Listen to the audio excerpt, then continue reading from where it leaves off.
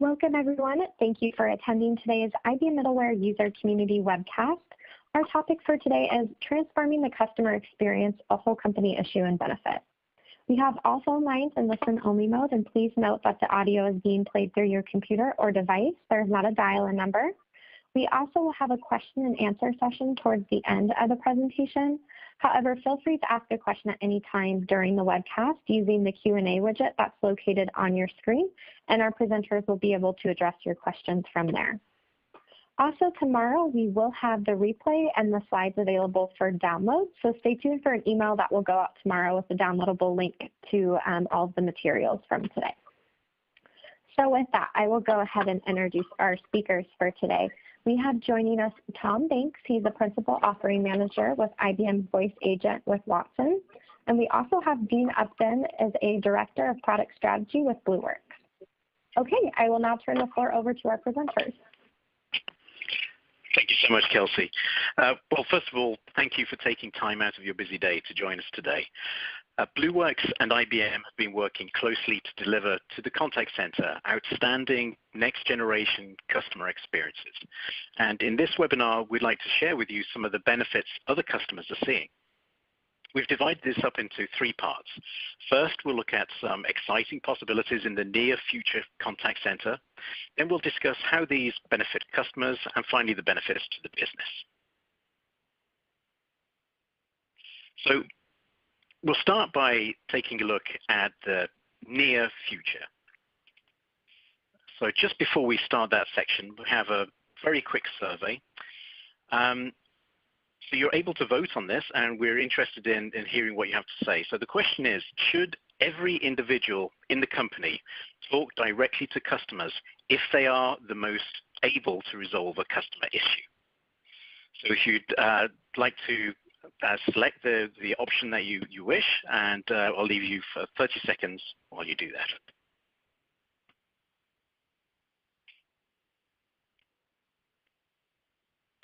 Okay, let's see what the results are here. So a fairly even split, 60-40, with 60% saying yes. So that's encouraging given the content that we have for you today, and it'll be interesting to see whether the 40% that's remaining change at the end of the webinar. So Tom, if you don't mind, perhaps you could lead us into the future. Sure, thank you, Dean. So when we're looking at where customer care is going, there are some key areas that we're looking at. And when you think about customer care that you've received recently, I think you'll agree that the best customer service experience that you experience today defines the minimum experience you expect tomorrow. So in my case at least, and in many of our customers' cases, if you think back to the best customer service experience you had, when you've experienced customer service after that has not been at the same level, that has stood out to you as a negative, and when you experience something that's better than that, it does stand out again as a significant positive. Customer service experience is very important, and we're constantly seeing the bar raised in customer satisfaction. When you look at traditional self-service interactions with an interactive voice response system today, the caller is having to decide where they need to navigate to get the help they need. They're presented with a series of menus. They're having to understand those menus and decide which of those is most likely to have the answer they're after behind it. This can lead to confusion with some customers, and that is the experience that the vast majority of IVRs use today. Looking at the future with cognitive self-service, bringing cognitive services into the contact center, this is changing, whereby the navigation of where to go for an answer is taken away from the caller and is put in the hands of artificial intelligence. So instead of a caller having to choose between a series of menus, they can state using natural language, I have called up because of X, Y, Z, and then the artificial intelligence engine that they're talking to is able to understand why they've called and immediately start talking to them about answering that or resolving that query or transferring them to a person who can resolve it immediately for them. So it's all around streamlining that process and making it easier to get to the information a caller needs to get their call resolved successfully. In addition to streamlining customer service, we're also seeing improvements around assisting call center agents. So let's say the self-service has not been successful in resolving a caller's query, or a call is on a subject where you want a human call center agent to talk to the caller. Today, 61% of failed customer support calls could have been solved successfully with better access to data. So what we're seeing here is that there is a big gap, there is a big opportunity to improve call handling success rates by making some of that data more accessible to call center agents, by augmenting how they're interacting with callers. So what that means is that agents with cognitive assistance are sent up-to-date, relevant information to help them resolve a call with a caller. What you can do is you can use cognitive services such as Watson to proactively send information to agents during a call. So an agent doesn't need to know where to find the information they need to resolve a call. They don't even need to know that that information exists. So there's a good example that we had with a customer where they were a bank and an airline had gone bankrupt overnight, and because they were going to get so many of their customers phoning up about this specific airline going bankrupt, they had a new process and new information that agents needed to be aware of. And the agents wouldn't know it existed if they hadn't read the morning briefings. And so augmenting agents with Watson and other cognitive services allows up-to-date information to be sent to agents, even if they don't know it exists. So when you're looking at the future of the call center, it's around augmenting those agents and sending them as much information as possible and making sure that information is up to date. So I'm going to hand back to Dean now to discuss the whole company customer experience. Thanks, Tom. So why are we doing this? Well, it's no longer enough to meet the customer's needs. It's becoming essential to create a positive, memorable experience. And this creates loyalty and, even better, passionate advocates. A good example of this whole company attitude is the Ritz-Carlton hotel chain. The hotel mandates that every employee notices, cares, thinks, and acts on what makes each customer stay special and unique to them. In a Gallup Business Journal article, Joanne Hanna describes her experience with Ritz-Carlton. The employee who escorted Joanne to her room asked her how her day was, and she told him about the 7 hours of delayed flights and missed meetings. He offered to arrange an appointment in the spa or even have a rose petal bath drawn for her, but she was now short on time. So he told Joanne to just wait a moment and returned with a scented candle. And in the article, Joanne said, I was so touched, I was speechless. It was so thoughtful and helpful, like something a friend would do. She told the front desk, and now whenever she checks into the Ritz-Carlton, there's a candle waiting for her. So this is more than making a note on the customer's profile. It's a whole company attitude towards customer experience that they call the Ritz-Carlton mystique. They pay attention to every little detail, from customer preferences through to employee morale and even the number of scuffs on an elevator door. They use every ounce of data that they can to learn, set strategies, and then communicate those strategies to all employees. For example, they calculated it's worth spending $2,000 to resolve a customer problem. And so they empowered their employees to spend up to $2,000 per incident without manager approval. So they unlock data to help every employee deliver a great experience. Now I'd like to introduce you to your artificial employee. Google became the hub of the internet by collating information and making it easily accessible. In many ways, it became a digital personal assistant for the virtual world, a hub of information, and it quickly just became part of life. Google is now joined by Amazon and Apple in wanting to become the hub of your home with devices like Google Home, Amazon Echo, and Apple HomePod, audio devices tied to an artificial intelligence backend. And they provide a digital personal assistant for the real world. And my kids talk to it like a hub of information. My 2-year-old simply asks it to turn the lights on and tell him a joke. And it too just quickly becomes part of life. Artificial intelligence is about to do the same for your business. It can shine light on so-called dark data to bring meaningful insights to employees and directly to customers.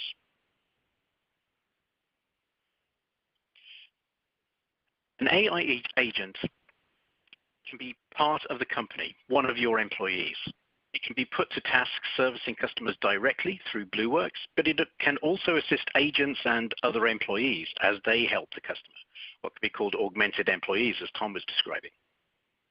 Whether the customer is handled by a virtual agent or augmented employees, AI can help to provide a more competent customer service.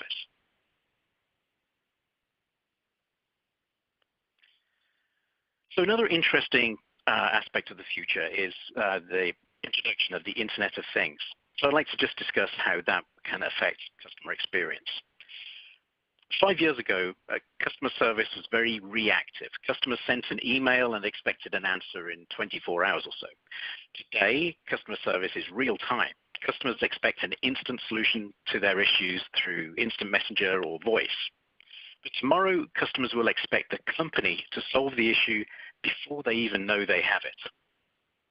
The Internet of Things, which is millions of devices from machinery to doorbells, all connected together through the Internet, creates exciting possibilities for customer experience.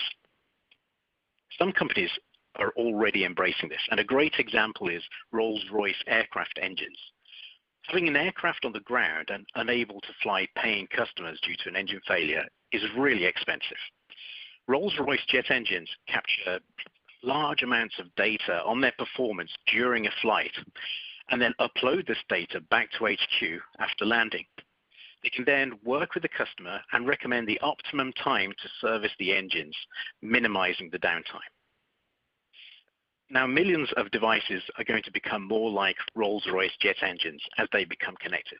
And we can use this technology and data to contact the customer before they know they have a problem. Aside from exceeding customer expectations, it also allows us to manage the workload outside of peak hours and plan ahead more effectively. So I'd like to talk you through an example scenario with my refrigerator.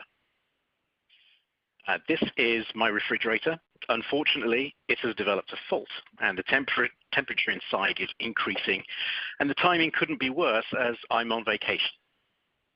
But thankfully, I chose a smart Wi-Fi connected Internet of Things refrigerator from a company with proactive customer service.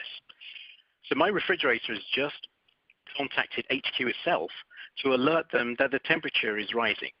Then HQ instruct it to gather diagnostic data, and on examining that, find that the compressor is faulty and needs replacing. A virtual agent then calls me to tell me that my refrigerator appears to have developed a fault. And they recommend replacing the compressor as soon as possible. I explained that I'm in a very important meeting, and so I can't be at home. However, if they send me the engineer's picture, I can give him access. So I'm sent a picture of the engineer, which I can upload to my smart Internet of Things doorbell, authorizing his access. The doorbell can then perform facial recognition on visitors, and if it matches the face of an authorized person, it can tell the Internet of Things smart lock beside it to unlock the door. So the engineer arrives, and my doorbell sends me a message to let me know that he has arrived and that it has unlocked the door. Then in no time at all, the engineer replaces the compressor, which I can see from my Internet of Things cameras. And then shortly after he has left, I receive another message from the company to say that the job is complete, the temperature is back to normal, and I can call their virtual agent anytime if I need anything else. I can then go back to sipping my pina colada, which incidentally is also ice cold. So Now let's look at the benefits from a customer perspective. First, another brief survey. This one is, do you regularly use a virtual assistant device such as Google Home or Amazon Echo? So I'll start that and give you 20 to 30 seconds just to answer those.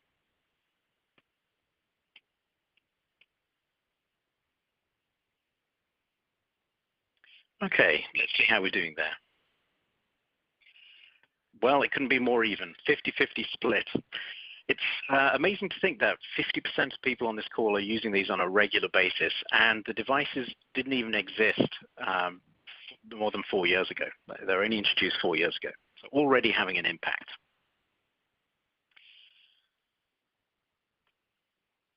Okay, so the combination of self-service plus talking to the right person, plus the use of omnichannel can increase first contact resolution by providing the customer with what they want and how they want it. And so I'm now going to hand over to Tom, who will take us through that. Thank you. Over to you, Tom. So when we're looking at what customers want and how they want it, customers want their calls resolved quickly and over their preferred communication channel. So this means that we need to have an omni-channel approach to customer service, where we're not forcing customers to use a communication channel that isn't their preferred one just to be able to get the level of service they require.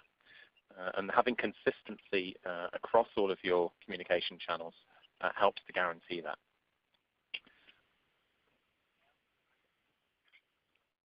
When looking at what US customers are saying, 73% of them have said that valuing their time is the most important thing a brand can do. So any improvements in self-service or getting a caller to the correct agent who's able to resolve the call helps the brand to show that they understand this and that they are valuing their time. By having tailored responses from cognitive self-service agents, you're not only answering a caller's query quickly, but by customizing a response specifically for that caller, you're doing it efficiently by including some of that personalized information that is unique to their query in a number of cases. When you're looking at what is disappointing customers and what is causing a significant number of hang-ups, 52% of callers hung up on a call because they did not want to wait to speak to a human agent. So improving self-service means that fewer of those calls need to go to an agent, so fewer of them need to queue in the first place. And by reducing the number of calls that need to go to an agent, the queue times for those agents are reduced, so people are waiting for less time. By having cognitive self-service also get to a decision that requires the caller to be transferred more quickly. It also means that people have spent less time on the phone before they're put into an agent queue, which again is reducing the likelihood that they are going to be hanging up on the call because they just don't want to spend any more time on this customer service. So handing back to Dean now to discuss the importance of having the right person that gets transferred to. Thanks, Tom. So one of the aims of contact center automation is to free your agents and staff from servicing the routine calls so that they can spend more time focusing on the more challenging or sensitive issues. This means that the customer is more likely to feel like their issue is being considered carefully, not just processed as part of a queue. They're also more likely to have their issue fixed first time. Another way to get customers the help they need is with access to the whole company. And this means that the customer gets to speak with the right person. Let me give you a counterexample from my own personal experience. In my own spare time, I quite enjoy doing car maintenance, meaning I managed to learn the difference between a bush and a bearing.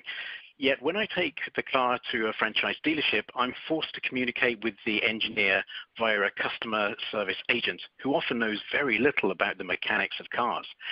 This wastes the engineer's time as the problem might not be described accurately, and it wastes my time trying to understand what the engineer found.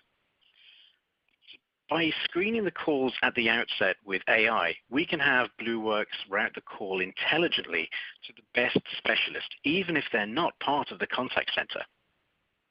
feedback from the call can then be used to train the AI's routing. But crucially, the call can be used to also train the AI knowledge base so that it is better able to answer a similar query next time. Effectively, the whole company trains the AI employee over time, again, freeing them up to concentrate on more complex tasks. So now I'd just like to talk about omnichannel a little. I drew this chart for a previous webinar to illustrate the importance of omnichannel. This shows the preferred channel for various demographics when contacting customer services. The large blue area at the back represents people who prefer to call customer services. It's by far the preferred method for senior age groups of 55 and above. But take a look at the under 25s. Here, fewer than 10% prefer calling, with the majority choosing to contact customer services using social media, such as Twitter. And my age group prefers to email in general, and millennials prefer to use a mobile app or a web chat. Multi-channel allows customers to use the method that they prefer. Then omnichannel goes one step further, enabling the customer to start on one channel, say on the phone while driving, then switch over to a different channel, such as IM, to continue the conversation. By offering only one channel, you may be forcing customers to use a method that they dislike. Okay, so now we'll take a look at the benefits to the business. Again, a brief survey. This is the last survey of the webinar. Is your business currently using artificial intelligence? So I'll just leave you with 20 seconds to answer this and see how we go.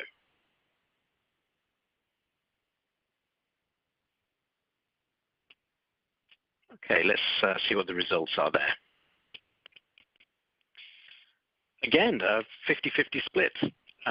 Half of the people on the webinar are already using artificial intelligence, and that's really encouraging to hear. Let's see whether we can convert the other 50%.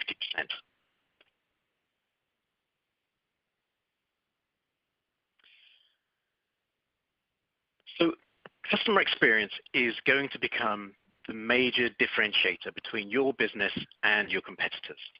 The number one reason customers stop doing business with a company is a poor customer service experience. And this is according to a customer experience report published by Right Now. But what made the experience poor?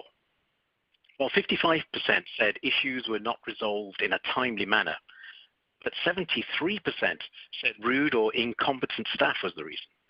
So focus on waiting times is important, and in the contact center, we do that all the time. But speaking to competent staff is even more important. By putting AI at the heart of the company, we can ensure that the customer receives quality answers first time, whether they're using a virtual agent, a human agent, or any other employee. So let me illustrate this. Here we have our customer who is contacting us using voice, but equally could be using text messages or social media like Twitter. Blueworx recognizes the caller's number and knows that they prefer to use self-service through a virtual agent. So the call is serviced by a Watson Assistant application via IBM Voice Agent.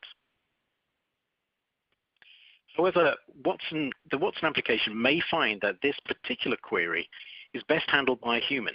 So it sends data back to Blueworx, which connects the call to a human agent, and also provides the agent with the information that Watson has gathered so far, the contextual call data.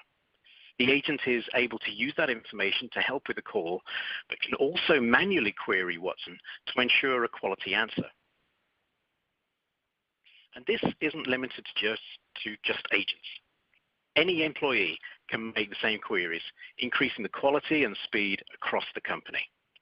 And again, crucially, a positive outcome can be fed back into Watson to improve a customer's experience next time. I'll now hand over to Tom, who's going to discuss the first call resolution and call volume. Thank you, Dean.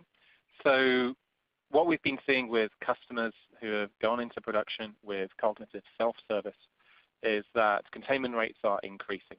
So for one self-service conversation flow, and this was more than just an FAQ interaction. This was providing information to Watson and getting answers back based on that information, accessing account details, and doing calculations behind the scenes. So this is quite an involved conversation that a caller was having with Watson.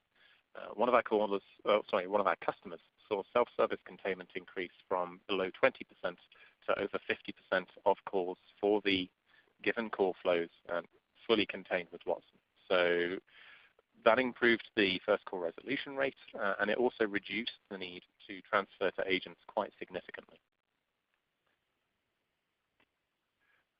When looking at agent assistance and how an augmented agent is able to provide better customer service, we have a customer who had a contact center with hundreds of seats, and when they augmented those agents, they removed the need to have specialists available all of the time for different areas.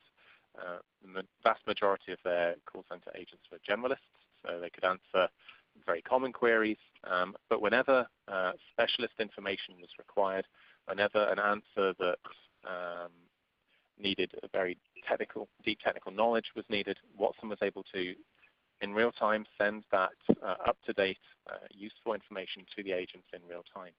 So this meant that although the agent may not have been a specialist in the area they were discussing, because Watson was sending them that relevant information while they were talking to a caller, it effectively made them a specialist without requiring all of the additional training. So this is, again, an area where we've seen success and where Watson is turning those generalist agents into specialists. So back to you, Dean. Thank you, Tom. So just want to discuss how we can use certain techniques to flatten the demand curve. Most contact centers experience peaks in demand based on the time of day or maybe even events that occur. And these are usually accommodated by varying the number of agents available. And it's usually quite a tricky measure. Sudden surges in demand, such as in the event of an outage or a natural disaster, are more difficult to handle because agents can't be added that quickly. However, we now have an unlimited number of virtual agents, so those peaks and surges can always be answered without a queue. As a recent example, an insurance company servicing the needs of customers impacted by Hurricane Michael rapidly voice-enabled a Watson assistant that they had developed. And so customers are able to provide first notice of a claim using a virtual agent without having to wait in line. We can also reduce peaks in demand by making proactive outbound calls at a time that suits us better, perhaps when we have more human agents available. This moves traffic from peak time to lower traffic times, flattening that demand curve. A utility company that we are working with considering using an automated outbound calling service to notify customers of an outage to reduce the peak of calls to agents.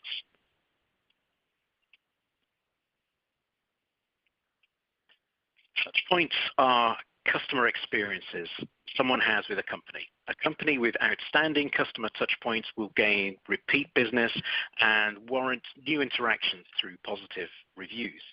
As I've mentioned in previous webinars, every interaction is a brand impression. Exposing more of your staff to the front line unlocks the talent already in your organization and can increase the chance of speaking to someone who is knowledgeable and competent, so long as the customer is directed to the correct person. Intelligent call routing using Blueworx with Watson services can ensure that they speak to the right person first time based on knowledge profiles of the staff. However, no employee knows everything, and AI can support all staff to fill in those knowledge gaps. They become augmented employees.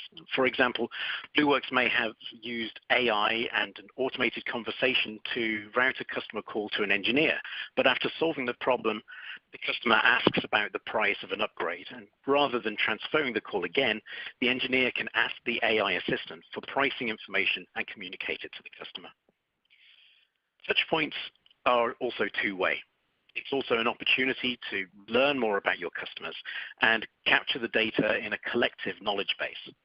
As more staff have direct contact with customers, their individual and their collective understanding of customer requirements is enriched. So, Tom, maybe you could provide us, excuse me, with a summary from your perspective. Sure, thank you, Dean. So we've got a quote here from John Owen, who is the President of Consumer Banking at Regions Bank. And this was at the end of Q2 this year, where he was talking about how they've used IBM Watson in their contact center to resolve calls and to assist their agents. The first use case, where they're using Watson in self-service, Watson was able to handle 700,000 phone calls year to date from start to finish without requiring a contact center agent at all, which is the equivalent of about 55 contact center reps. So there's a significant improvement in containment there and a significant call volume that can be resolved with Watson, where callers aren't waiting in a queue to talk to an agent, are getting their queries or their requests resolved quickly, and it's taking the requirements on navigation away from the caller and putting it into the cognitive back end, so that callers aren't having to figure out who they need to talk to or where they need to go. They're just explaining why they're called and getting that answer resolved or getting that query answered very quickly. So there's some good information there from Regents on what they've seen. And we're seeing similar results with many other customers who are in production today, where they're seeing a large call volume completely contained with Watson, and then assisting agents for those calls that can't be contained. So back to you, Dean. So here are three key takeaways from today's webinar from my perspective. Firstly, the whole company is your contact center. Secondly, we can make agents and all staff in the company smarter with augmented AI. And then finally, the Internet of Things can make customer experience proactive. So adopting AI to bolster customer experience is a journey of ever-increasing rewards. And Blueworx provides the foundation to build customer experiences. And your company can be the customer experience disruptor with unparalleled customer experience. So at this stage, we would like to open up the webinar to any questions that you may have. And Kelsey, perhaps, would you mind if you could go through the questions and ask any that have been sent through? Sure. So we'll just start off. If you have any questions for Tom and Dean, please submit them into the Q&A box, and we'll be able to get to those. Looks like we have a handful in here right now, and I can start off with one of them. The first one says, can these solutions be deployed in the cloud or as an on-premise solution? That's a great question, Kelsey. Maybe if I can start, and Tom, you can add to that. The solution typically consists of two parts. There's the Blueworx component and the IBM Voice Gateway or Voice Agent. And Blueworx can be deployed equally well in a shared cloud or in a private cloud or on customers' premises. And Tom, it's a similar story for Voice Agent and Gateway, isn't it? It is, yes, Dean. So we've got the IBM Voice Gateway, which is an on-premise solution. You could deploy it on IBM Cloud Private, which is our on-premise private cloud environment. It could also be run on a Kubernetes environment, either on-prem or in the cloud. We also have the managed cloud service called the IBM Voice Agent with Watson, which is available on the IBM public cloud and can be used very easily and quickly. We also use the Watson services as well. So Watson Assistant is the chatbot behind a voice-enabled voice agent, and that is available both in the IBM public cloud and on IBM Cloud Private. If you are using the Watson speech-to-text service, that is also available in both locations, and the Watson text-to-speech service is currently available as a cloud service in the IBM public cloud. So yes, you've got the choice between both environments across almost all of the services. And we found that many customers are looking at, first of all, modernizing their IVR, and then secondly, moving to the cloud. And often those two, they see those two as being linked, often because the service provider is cloud-based. And so they think to modernize, they have to move to the cloud. And many companies just aren't ready to move to the cloud, or there are other reasons for keeping everything on premises. And so by using our combined solutions, you can move to the cloud at your own pace using existing applications if you wanted to, and then at a later stage update the applications, or vice versa, update the applications and then it will run equally well in the cloud because we use exactly the same technology on-prem and off-prem. Okay, Kelsey, next question if we have some. Sure. The next one says, can we use our existing solution and add cognitive capabilities and processes without heavy platform investment? Thanks, Kelsey. And the answer is absolutely. Blueworx has a heritage of some 20-odd years, and it was traditionally a regular IVR, which Tom was describing at the beginning with just a list of options and you had to press a key. And sometimes, even now, those are the best way of interacting, say for entering credit card information. But equally, you may have a lot invested in a particular IVR application. And Blueworx can continue using that existing IVR application, and then at your own pace, you can start adding in or replacing parts of it with AI components through Voice Gateway or Voice Agent. And so at your own pace, you can gradually migrate towards using AI and a more fluid interface. Tom, is there anything you'd like to add to that? Yes, so I'd just add that the Voice Gateway and the Voice Agent, which is the IBM technology bringing Watson to the call center, has not been designed as a rip and replace solution. As Dean was saying, our capabilities are designed so that they can run alongside and in harmony with an existing call center environment, so that you don't have to do a rip and replace, you don't have to migrate everything over from one technology to another, and that you can use the right solution for the right tasks that you're trying to perform. So absolutely we can be run alongside existing platforms without a big investment. And the results of those hybrid environments are really fantastic. As I say, you could have the call answered by virtual agents powered by Watson with a really nice fluid conversation.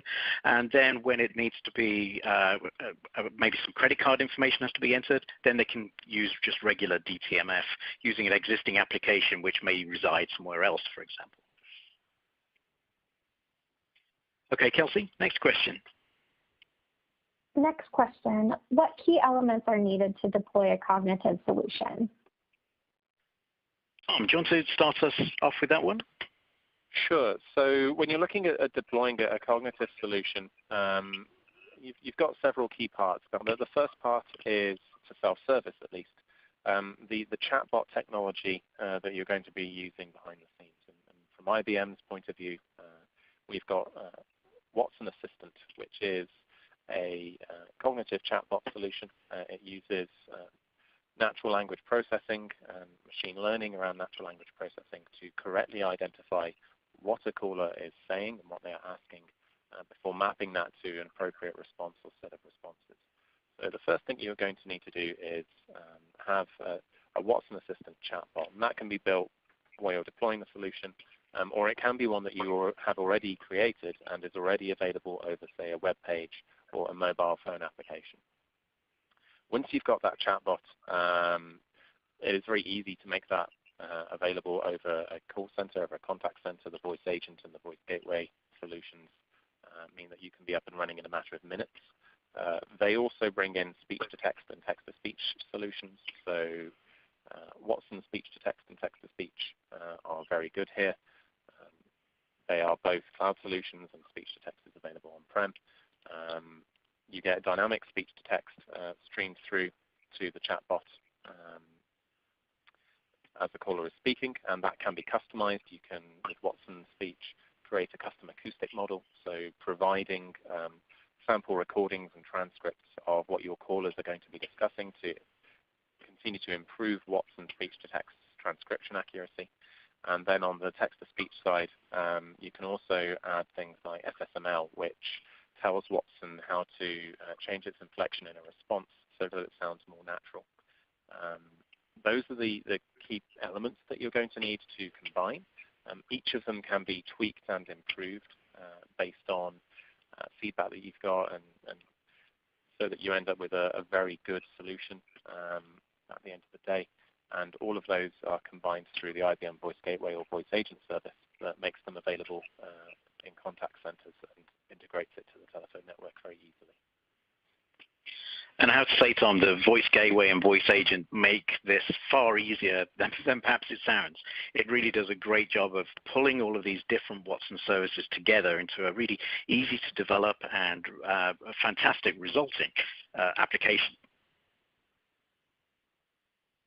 On the telephony side, it may be that Blueworx handles the majority of the call, and then it can interact with some existing components that may already be on site, such as CTI or particular telephony switches. And we embrace all of the industry standards to be able to handle the call based on what Watson is recommending for this particular call.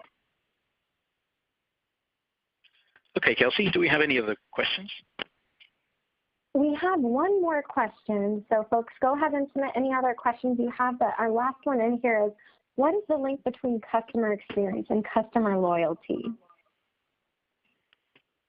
Okay, that's an interesting one. So really, it's about leveraging the data that you have right across the organization so that you can personalize the interaction and make it relevant to each particular customer. And that focus on personalization and enhancing the experience drives loyalty. So the more that you know them, the more you can personalize it and expedite it based on their experience, and the more loyal and less likely they'll feel that they need to move. How about you, Tom? Do you have any thoughts on that one? So yes, what we've seen with existing customer deployments is that, yeah, the improved customer experience improves customer loyalty. Every time that you have a failed customer care call where the call isn't resolved on first contact, that is damaging the brand's reputation with the customer and increases the likelihood that they are going to go and look at a competitor. So, yeah, and your customer experience really does help drive customer loyalty. Thanks, Tom. Kelsey, do we have any more? Yeah, Frank here just submitted, how do I get a Blueworx representative to contact me to review my needs? Oh, great question. Here, we can push a slide through right now, which should provide you with contact details. There's details there to learn more about virtual agents as well as Blueworx, and we can get in touch with you. And also, we'll be sending out a link with this in the resources for this webinar, which provides you with a lot more information if you think that we can help you transform your customer experience. Okay, Kelsey, wonderful. Do we have any other questions? I'm not seeing any other additional questions in here, so we can go and wrap up today's session unless Dean or Tom, you have any other closing notes you want to say? I mean, from me, I just want to thank everyone for joining and spending their valuable time with us. It's been interesting for me, and Tom, thank you also for joining and giving us your insight. Yeah, no, I would echo your sentiment, Dean. So thank you, everyone, for joining the call, and thank you for your insights as well. One additional thing I would say is when you're leaving this call, go and have a look at the Watson services, go onto the IBM cloud, go and visit the Blueworx website, and see how easy it is to get started, to just build something simple where you can try out the technology and see the value of it yourselves. The number of customers and users that we've had who have, in a couple of days, gone away and in their own time tried things out and had a very positive experience has been very good. And that just shows how cognitive services are making it easier than ever to improve your customer service. That's a great point, Tom. I mean, the results are easier than ever and really high quality, fantastic interactions. And it's a pleasure to use and develop with. Okay, well, on that note, thank you everyone again for your time, and we'll look forward to talking with you in the next webinar.